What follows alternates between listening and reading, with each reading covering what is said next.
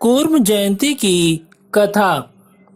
पौराणिक कथा के अनुसार दैत्यराज बलि के शासन काल में असुर दैत्य व दानव बहुत ही शक्तिशाली थे और उन्हें दैत्य गुरु शुक्राचार्य की महाशक्ति भी प्राप्त हो गई थी। देवता उनका किसी भी प्रकार का कुछ बुरा न कर सके। एक बार की बात है, अपने घमंड में इतना चूर हो जाने की वजह से देवराज इंद्र से नाराज होकर महर्षि दुर्वासा ने देवराज इंद्र को श्राप देकर श्रीहीन कर दिया था।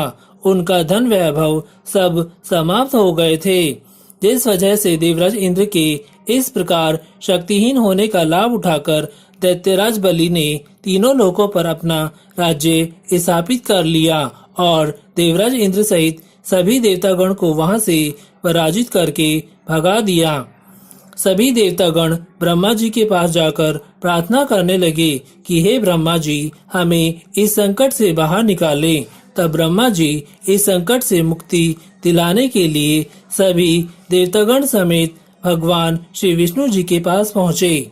भगवान श्री विष्णु जी को सभी देवतागण अपनी व्यथा सुनाते हैं। सभी देवगणों की व्यथा सुनकर भगवान श्री विष्णु जी उन्हें दैत्यों के साथ मिलकर समुद्र मंथन करने के लिए कहते हैं, जिससे क्षीर सागर को मत कर सभी देवतागण उसमें से अमृत निकालकर अमृत का पान कर सकें और अमृत पीकर वह अमर हो जाएं तथा उनमें दैत्यों को मारने का सामर्थ्य आ जाए।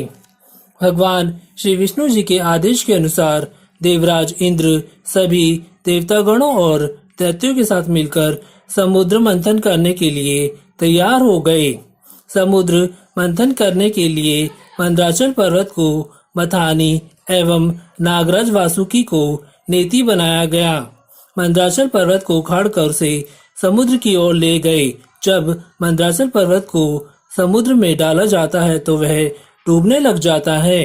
तब भगवान श्री विष्णु जी कूर्म अर्थात कच्छप कछुए का अवतार लेकर समुद्र में जाकर मंदराचल पर्वत को अपनी पीठ पर रख लेते हैं। समस्त लोकपाल दिक्पाल उनकी कूर्म आकृति में स्थित हो जाते हैं और भगवान श्री विष्णु जी का अवतार कूर्म की विशाल पीठ पर मंदराचल पर्वत तेजी से घूमने लगता है। इस प्रकार से समुद्र मंथन संपन्न हो गया। जिस दिन भगवान श्री विष्णु जी ने कूर्म का रूप धारण किया था, उसी तिथि को कूर्म जयंती के रूप में मनाया जाता है। वैशाख मास के शुक्ल पक्ष की पूर्णिमा तिथि के दिन कूर्म जयंती मनाई जाती है। अगर आपने अभी तक हमारे YouTube चैनल राजपत दोतानिया को सब्सक्राइब नहीं किया है तो जल्दी से सब्सक्राइब करके बेल आइकॉन की घंटी को ऑल पर सेट कर लें। इससे होगा ये कि हमारे YouTube चैनल पर कोई भी नई वीडियो के अपलोड होने की नोटिफिकेशन आपको तुरंत मिल जाएगी और वीडियो को पूरा वॉच करें। अगर आपको वीडियो अच्छा लगा हो तो वीडियो को ज़्यादा से ज़्यादा लाइक करें, शेयर करें और एक बहुत अच्छा सा कमेंट करना ना भूलें।